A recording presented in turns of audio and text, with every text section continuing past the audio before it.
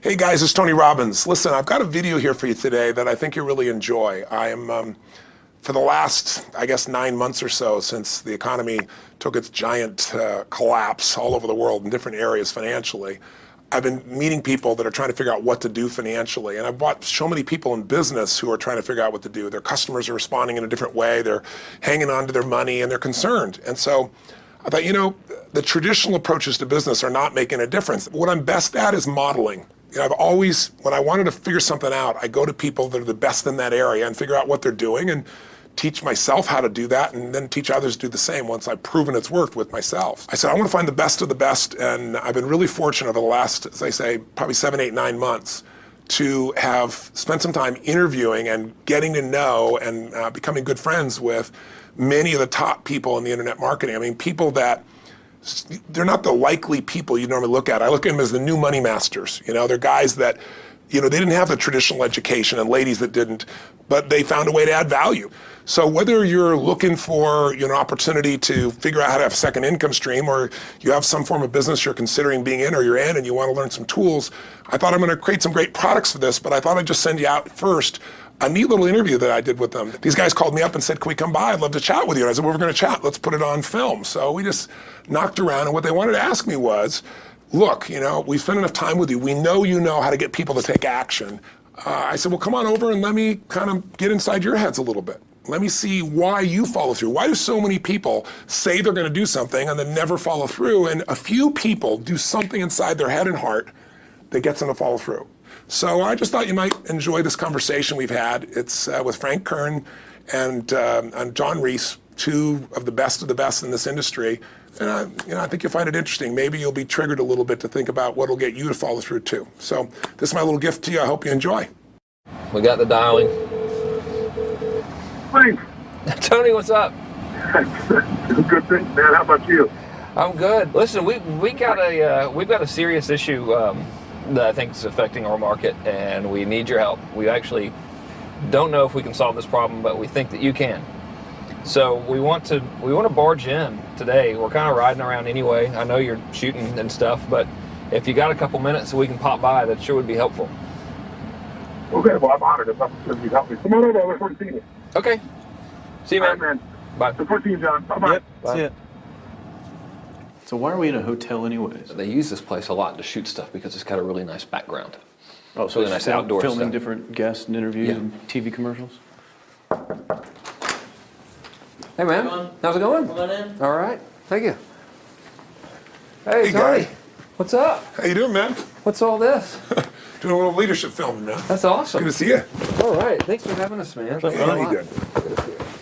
Well, come on in. I'm curious to what this major problem is that you're going to see me right away about. This sounds like a setup to me, man. It's a setup, yeah. I told John it was an intervention about his glue sniffing problem. Well, come over and sit on my lap. Yeah, right? exactly. So we were doing some talking, and the big problem in our industry, we think, is a bit of a mystery. No one has the exact answer. We were actually talking about trying to figure it out, that so many people in our market get these courses that him and I both, for our own respective businesses, spend hours and hours of time recording these building these education products, these training products to show people how to grow a business or build a business. But there's this large segment of our customers in our market that we're in that really don't get results. They don't do anything, or they're just, for whatever reason, it's not for them. It's just, we were just talking about how great it would be if there were just, so many more success stories, right? Like if everyone who actually bought stuff, not necessarily just our stuff, but all of the stuff within our community, if the people who bought it, if everyone who bought it just actually used it, and just followed the directions and followed through, how amazing that would be, like what we would accomplish as a community as a whole if that happened. So our challenge is, what needs to happen, what kind of shifts need to happen to get people to follow through, to get people to actually use the products? You're talking about the same mystery that people have of, why does somebody, get that fat, or they're out of control and they hate themselves, but then they go have another piece of chocolate? Or, why does the person the doctor just told them they have cancer, lung cancer, and said, you've got to stop smoking, and some studies show 70% of the people keep on smoking. So you're not talking about a minor issue here, right? It's part of life. But there is an answer because there are people that do follow through, and there are people that never did before, and then they've never followed through in their life, and now finally they break through. And that's what I try to focus on, is what those people do. Yeah. You know, in my case, in the business world, I look at people like you, people like Dan Kennedy. Yeah. What do these guys do? Okay, I'm just going to do that to the best of my ability. And sure, you know, it's like, well, oh no, I can't write copy as well as Dan Kennedy, or I don't have as much energy and drive as Tony Robbins. Well, but you didn't start. So like, what? You didn't start out I've got as much Frank as I Kern. got. You didn't start out who Yeah. you are. You started out trying to make how much? Come on. $300. Yeah. A week. A week. $300 right? a week, yeah. And you failed at that in the beginning, didn't you? I failed pretty miserably, yes. But it was effortless to fail. I mean, it's just like natural, yeah.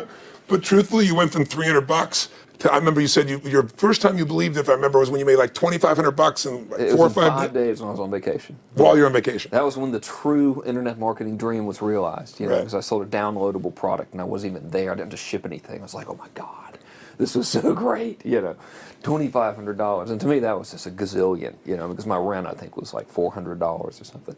And when you've told me that story before, and you just did it again, and you get you big grin on your face. Right. You get more excitement on your face than when you talk about doing 18. Than when you talked about doing the 18 million, which I know you're proud as hell of, and you didn't get all the money, but you made 18 million bucks for somebody in 24 hours, right? Yeah. But look at your face.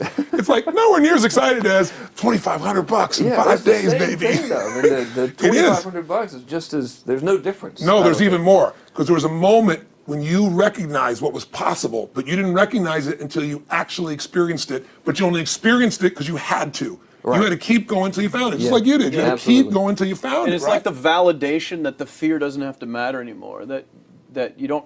There is no other. That, you know, not having the plan B and knowing that you're going down the one path towards what you want. Yeah. It's the validation in your brain that, hey, this works. It may not work yet on the level I want it to, but it works. I've Right. just proven it to myself. Right. And for that, I win. It's game Right. over. I've already won. Yeah. Because I've proven it to myself. Right. So it validates everything in my mind that I want to do now, just at a higher level, Right. and doing more of it. That's it. Right. You just now leverage it. You now just stack it. So what do these people need to get started? Why aren't they starting? We all know the answer is fear.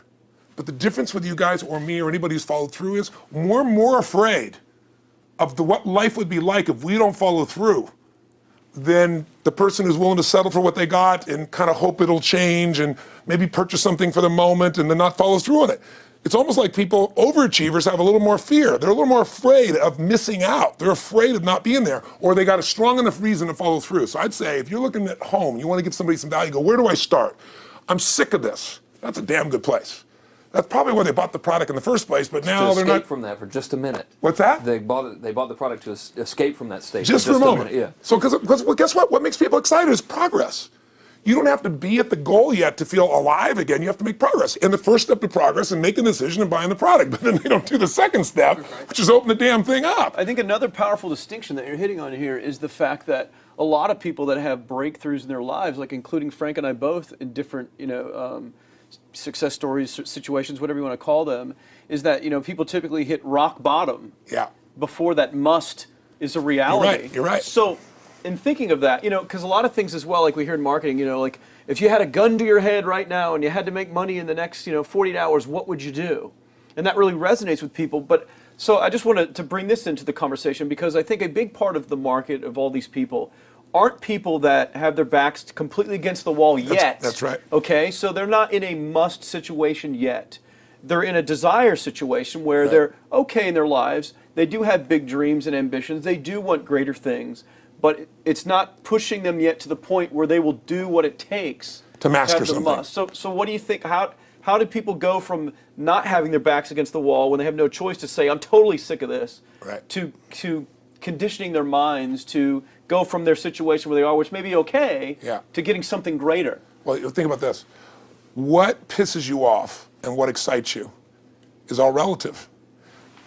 $300 a week, no, $2,500 excites him more, that memory to this day, than even the $1 million, he did in his first 24-hour version, right? Or you breaking the 4 minute mile, $1 million, that must have been out of your mind. Tell me about that for a second. What did that feel like? You make $1 million in 24 hours, nobody in history of the internet's done it. Euphoria. Yeah. It was unbelievable. What was your... It wasn't even about the money. That's exactly right. That's exactly right. It wasn't really about the money. No, it wasn't. I wasn't thinking like, oh, that's how many cars I can buy. No. It just wasn't. It was just breaking through like another barrier of progress. So at that point, it wasn't about your back to your wall. at that point, what it was really It was about. a further point for my fear, is what it really was. Further point for your fear, and for some people, and I think in some cases, it's also a recognition of who I am and what I'm capable of. So for somebody whose life is already great, this is about, what if I could take on another skill that could create more freedom for my life? And just saying, I'm not having to go out and try and do it all perfectly right now. What I'm going to do for the next 8 weeks, I'm going to create a little ritual. I'm going to do one thing a day to condition my mind, right, so that I get strong, so I follow through. I'm going to read something. I'm going to listen to something. I'm going to immerse myself. I'm going to go for an intense jog, or I'm going to go lift weights, but I'm going to do it consciously to get in a state where I'm going to follow through. That's number one, because people follow through when they're in state. Second, I'm going to get clear about why this is a must for me. It's not because my back's against the wall, but because I want to master an area of life that could create some freedom. I'm not going to master it overnight, but I got the system, I got the plan. I'm going to do one thing a day. I'm going to work on one subject a week. This week's going to be about figuring out what the right product or industry is. Next week's going to be basics of building traffic. And each week I'm going to make a little progress, and I'm going to get to a goal, whatever that is. I'm going to make $1,000, my $300 in a week. I'm going to get to my $2,500. That first $2,500 is the most excited. Unbelievable. The first $300. I remember It's the most life-changing, too. It is the most life-changing. I remember I was supposed to be a truck driver, making $24,000 a year because I'd be making the most anybody in my family had ever made. How'd that work out for you? Yeah, real well. Thank God I'm not driving a truck, right? I think you could pull the truck. I figured out I could like pull it with my finger, man. I could do it with my teeth. I could pull it with my teeth, right? 36 grand a year was the goal. If I could make 3 grand in a month. When I did that, was out of my mind. And then it was like, could I make 10 grand a month? Then it was 10 grand in a day, then 100 grand a day. Then could I make $1 million in a day? I had a day where I made $400 million in a day. The stock value of the company I took public, my personal stock. But it was probably after I did it, though, so it doesn't really count. I'm just joking with it. You're right. People don't remember who's first, Tony. 400 million, $1 million, it's all who cares? the Who same. cares? No, I'm not saying that's to brag. amazing, though. I'm not saying to brag. of It's course. because they told me when I was on stage, I had this audience of about 15,000 people at the Continental Center. It was during a stretch break. I was doing what I loved, rocking the house. Everybody's going crazy. And they go, the stock's worth $400 million right now. I was like, wow, that's cool. It's like, okay, I don't want to sound stupid. It's like, what's next? And I went right back to what I loved. Once you break through, then it just becomes a game. The people that are getting your products have not yet broken through in most cases. The breakthrough happens by conditioning your mind every day, by feeding it a role model or story. It's putting yourself in a peak state where you follow through by getting physically strong. It's creating a little ritual of doing a little bit each day, and then you get momentum. But the most important thing of all is what we started out with. Why? Absolutely. Why is it a must for you? It doesn't have to be you're against the wall, but it has to be something you're hungry for, because the only difference in people is hunger. And if you're not hungry, get around people that are hungry and something will hit you. You watch a conversation, you get around people that are doing better, and all of a sudden you start going, my life sucks. I remember I went to a guy in LA. He's one of the most multi-billionaire guy, I'll never forget. And I lived in the Del Mar Castle, and I was really proud. That was like the symbol of me having taken myself from being poor to providing for my family this great place. It's built from castles in Europe overlooking the ocean, not far from you. And I went to this guy's house. He's a billionaire. He took me down to his wine cellar. I don't even drink wine. Went through this whole thing. At the end of the night, I was depressed. I lived in the Del Mar tenement, as far as I was concerned. I really was. I was like, I live in a crappy place, and all my standards changed. All of a sudden, I wasn't willing to settle for living that. All of a sudden, my back was to the wall in a different way, because as a man, I knew I was capable of more. So people can change their standard by getting around where it's better. People can change their standard by getting associated with what's true, like the bills they got to solve, the problems they got to do it. Or they can do it because they're excited, because it's something new they want to take on. Everyone's different, but they got to find the why, and they got to come up with some daily rituals to get them going, and just do a step at a time. That's where you get momentum. Awesome. That is awesome. So, think about what's the holy grail between somebody taking action or not. It's one word: certainty. When somebody is absolutely certain, the common word is believe, right? But you can believe at a general level, or you can believe with certain. When you're absolutely certain that if I do this, it's going to get that result, and that result's going to change my life, you'll do it. When you think it absolutely is not going to work, you're never going to do it. The middle no man's land of maybe it'll work, maybe it won't, that's the piece that kills people, right? So if it's a must for you, you got to make it work, right? In our case, right? That's an example. If it's not a must for you and you're not sure, you don't know what to do. So years ago, I'd look around and say, okay, how do people get themselves to follow through that haven't been following through? What's the difference? And I started interviewing hundreds of people, literally, and eventually thousands, because I had thousands of my events. So I'd ask the group to give me their feedback. And I came up with this model. It's like the holy grail of belief, or the holy grail of momentum. It's like the difference between what makes the rich get richer and the poor get poor. right? And the difference we all know is mindset, but like, how's that built? So this is what I did. I created stupid little 4 little boxes, and I'll scribble it here for you. You think about the first thing that determines whether you can do something or not, and I put that in this first box at the top here on the left side, and it's potential. Like, what's the potential of a human being? Like, when you guys started, you proved something no one had done in history. You ran the 4-minute mile, right? For golly knows how many centuries, they're trying to run a 4-minute mile. Roger Bannister does it. How did he do it? Do you remember? You did it in this industry, right? You made $1 million in a day. No one had ever done that in history, right? After you did it, a bunch of other guys are doing it because it became possible. Roger Bannister didn't just go physically practice. He made a shift in his head. He practiced in his head because he could never achieve it physically, so he had to change in his head first so that the result became certain enough he believed it, and then his body got him through. After Roger Bannister ran that 4-minute mile, within 2 years, 37 people ran a 4-minute mile. Wow. When no one in history had ever done it. Now here's how it works. The potential for anybody getting your product is extraordinary. They could do what you've done as much, more or less. They can do whatever they want to do. The potential's there. The market's proven that. Whether or not they tap into potential has a lot to do with what action they take, which is the question you came to me with, right? Like, you know, God, they all have potential, but they're not taking action. And we all know that the action they take is going to determine the results they get. That's pretty obvious. So most people have a belief about what their real potential is no matter what you tell them. And that affects how much action they take. And of course that affects the result. And then ironically, that result reinforces their belief. And then that belief affects it. So I'll give you an example. Let's say a person has unlimited potential, we all agree.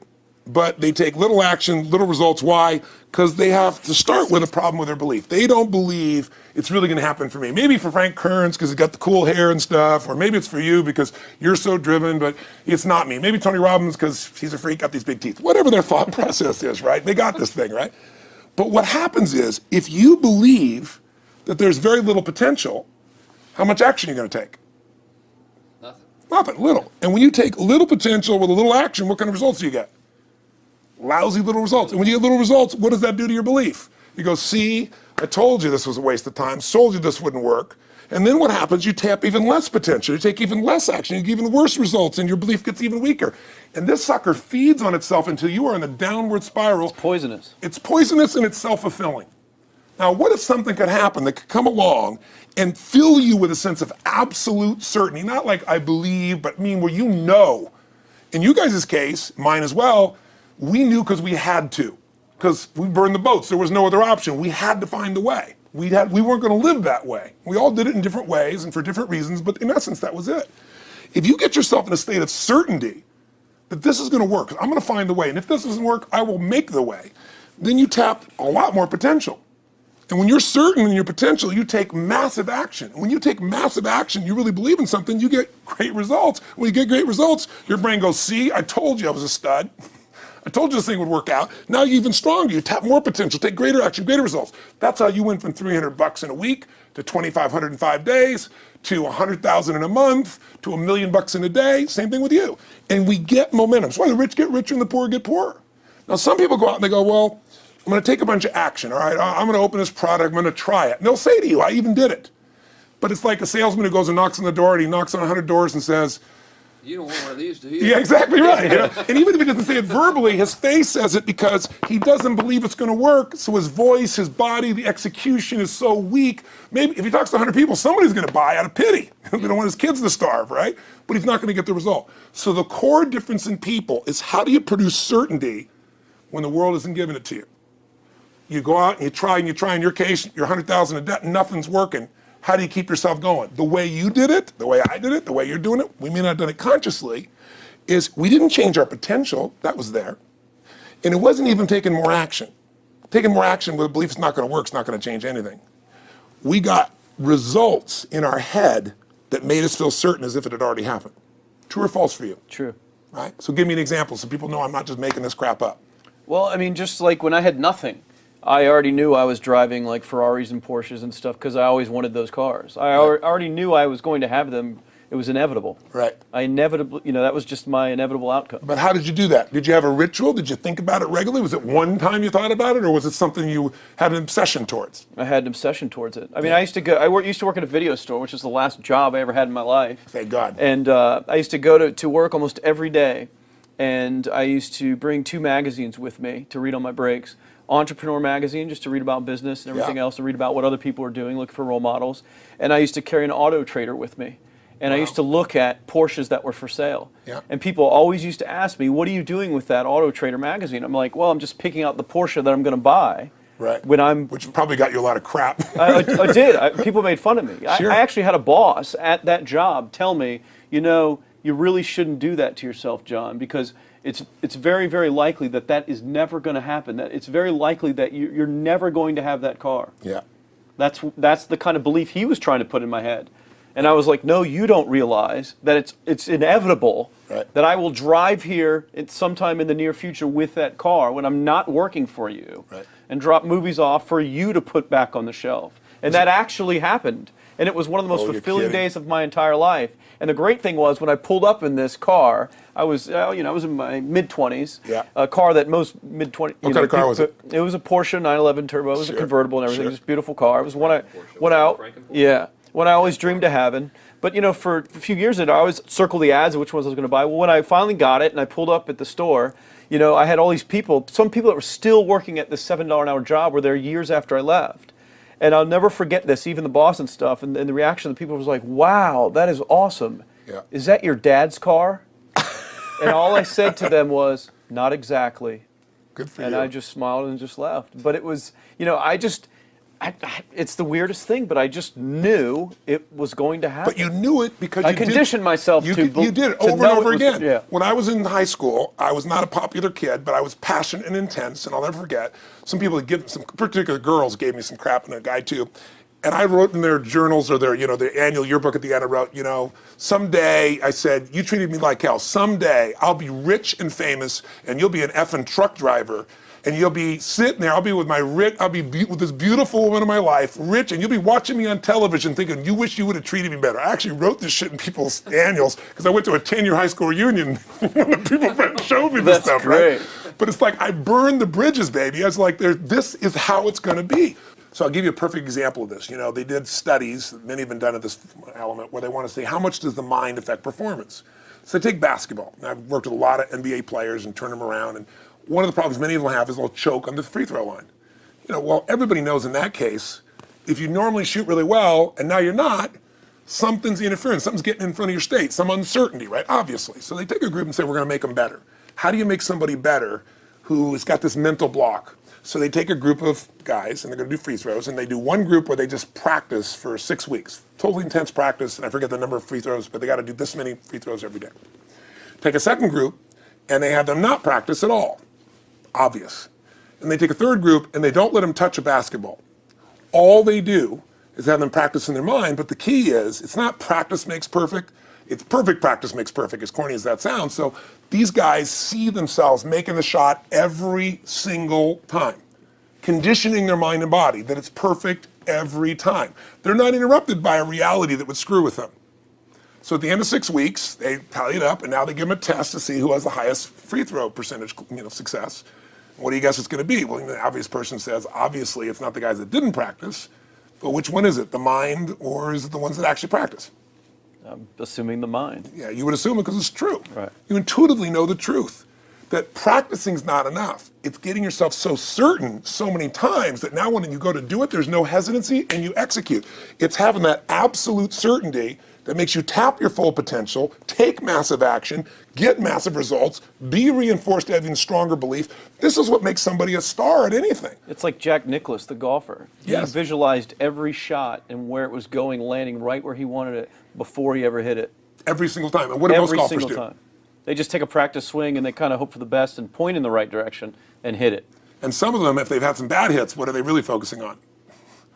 What I don't want to do. Exactly. And that's the same thing here. So I'll show you a little stupid little physical technique for this. So stand up for a second. You guys gonna do this with the camera show? So try this for a second. So just put your feet together and then put your right index finger straight out in front of you like this, okay? And all I want you to do is I want you to just turn clockwise comfortably as far as you normally turn. Just notice where you naturally stop. Go ahead and turn clockwise. People at home can do this too. Keep your feet straight. Notice where you stop. Come back around to me. Back around to me. Pretty good. Okay, good. Yeah, you're really good at this, right? Drop your hand. Now let's do something really simple. Close your eyes And you don't even have to visualize, just feel. I want you to imagine your finger coming back up again. And this time, see and feel it coming up. Don't actually make it happen, but feel like it's happening. Imagine in your mind that you're actually doing it. You're seeing it, you're feeling it. And then make it like a game where you turn twice as far this time. Like you're a little kid, you know, somebody measures you and you go, I'm taller, come on, measure me this week. And that desire to do a little further. And then in your mind, do it again. Your feet are straight together, and in your mind, feel your finger coming up, see it coming up, and imagine going 3 times as far this time. And then one more time, bring your finger up, and you're like an owl. Your feet are straight, and you turn all the way around, and it comes all the way around to the front. See it and feel it and enjoy it each time, like it's a game, like you can't wait to go further. And you know you do, every time. And then when you can feel that, and it feels good, then open your eyes, and now put your finger straight in front of you, and turn as far as you can comfortably, and see what happens this time. Go. Break my back. Now notice, I don't know if the camera's got it, but you don't even have to ask the camera. You can ask yourselves. Come back around. Did you go further this time, yes or no? A lot further. A lot further. 50% further. 50% further. How much further for you? About the same. Yeah. The average person will go 25% further. Now here's the question. Or superior. Or superior pointer. There you go. Superior right finger pointer. Thank God. So, did you have the potential to turn as far as you did the second time, the first time? Yes. Why didn't you? I didn't believe it, I guess. We have beliefs about stuff we don't even know we have beliefs. You have an unconscious belief about how far you can turn comfortably. The first time I did it, when I pointed straight back, Yeah. I thought I probably shouldn't even go that far, like it was going to hurt me or that I wasn't capable of going any farther. It's like, and how much further did you go this time? And the camera knows pointed over there, That's about over exactly there. right. Now here's the difference. The potential was there the first time, and you took action, and you got a result. But it was 50% less than what you did later on, and the only difference is they changed your belief. How did I change your belief? We didn't work harder on your potential. We didn't take more action. I got you to see the result in advance. I got you to see it vividly 2 or 3 times, that's all, of going further, and then your brain went, oh, I know what to do. Boom, it went there. Isn't that what you did by looking at your cars every single day and envisioning it? I mean, isn't that what you did when you created whatever the vision was? It was $300, $2,500, $1 million in a day? Yeah, that's what's missing for these people. They're not getting that execution is everything, but it doesn't happen if you don't get the psychology set of a state of total certainty. And you just change that 50% in 3 minutes worth of visualization. And visualization is only one technique. Because I was like losing my balance with my eyes closed, but I was kind of like lopsided. So I got one good visualization, and the rest of the time I was like, I sure hope I don't fall down on camera with my eyes closed. It's gonna look really dumb. I'm gonna have to do it. So you don't even have to be good at visualization. You can still get the improvement. So I want you to get, you ask the question, what is that difference in people? This changes people's certainty. People are uncertain they're going to succeed. They want it, but they're afraid. The best way to deal with a fear is get a big enough reason that makes you have to succeed, or condition yourself where you see it and feel it so often that you're certain that you just do it. That's all it really takes. That's awesome. You know, this worked. I was thinking this while you were talking about going to the Sit down so we can hear this, and we'll go. You were talking about working at the video store and looking at the Porsches and stuff. I used to drive around in my car, doing the cold calling with the credit card machines. And one way that I would avoid cold calling, the pain of like cold calling and knocking on doors and everything, would be to listen to your stuff and listen to Jim Rohn's stuff. And I would just drive around, no particular destination, just to listen to it. And strangely, I still like to drive around. I prefer to listen to that stuff in the car for some reason. It's because it's where you got imprinted. I guess. I mean, it's like, well, I'll just drive up and down the coast and check out the ocean. Yeah. So I would drive around, and I would envision myself holding those types of seminars and teaching people that kind of stuff. And 3 weeks ago, I was teaching a seminar in San Diego, and I was talking about beliefs and envisioning things, and I had to stop. And I shared with the audience, I was like, you're not going to believe this, but I actually used to envision this very moment of me talking to you right now. So it really, really works. Definitely works. Makes a difference, I'd say. I'll tell you what, I worked with Andre Agassi in 1993, I think it was. He'd been #1, he dropped to 32nd in the world. And he was literally ready to quit with no exaggeration. His father was managing him, and he was so angry with his life. And he went through some, I think, wrist surgery at the time, and he's working on his swing. And he was dating Brooke Shields at that point. They weren't married, not his current marriage, obviously. And so she said, you got to come see Tony. Because I don't need motivation. Because he's not motivation, man. He's strategy. He'll show you how to make that shift in your head. So he comes. I work with a guy. In the beginning, he's saying, do your magic stuff. Like, oh, yeah, great, thank you. And I said, tell me, if you ever hit a tennis ball perfectly, and I'm trying to get him in the zone to remember that time, like you visioned, where he was perfect at it. He goes, of course I have, and I get him vision over and over again. And finally, he's in the zone. He's feeling that again, right? He's seeing it, and he's feeling certain, and the swing is going perfect. And I said, how's that feel? He goes, it feels perfect. I said, but are you thinking about the swing? You're not thinking about the swing. You're not thinking about how to do it. You're just seeing the result you want so vividly that it's there. So all I did was train him how to go in that state over and over again. He won the next weekend. The second weekend he came in second. Within 6 months, he was #1 in the world again. And he gave me unbelievable credit. But all it was conditioning the mind. You did it with tape, so did I. We were just talking about this earlier, Pam and I. I used to go when I was 17 years old down in downtown Los Angeles, this place called Night Education, K-N-I-G-H-T, like in the night. And I'd save up all my money, work as a janitor, and I would get these tapes and listen to these things over and over and over again. I went there for years, and I didn't have enough money, and I leveraged everything I had, but I knew how to train my mind. It's the one thing I knew how to do. This man's name is Mario. I saw him in his 80s. You know, he obviously knows how my life turned out and was very proud of the role he played in that process. He used to tell people the story. This guy's the real thing. He didn't just start out this way. This is how Tony did it. He listened to these tapes. He conditioned himself, right? This is the real stuff. He passed away a few years ago. I'm calling his house, and he passed away, and his daughter was there, and she wanted to share with me that how I touched his life and so forth. But the best thing was, I thought, you know what? I want to get those tapes. I want to get that stuff that conditioned. You know, I want to go back to that moment like you did of, you know, that moment was visualizing, now I'm living it. And she said, he left all this in his will to you. So I have all these tapes now that are from the time when I originally went through, and like I'd go to sleep and I had these sleep tapes that conditioned my mind to believe that I could succeed even when I was sleeping, or to build energy in my body. And anybody who wants to succeed has got to know it doesn't just happen.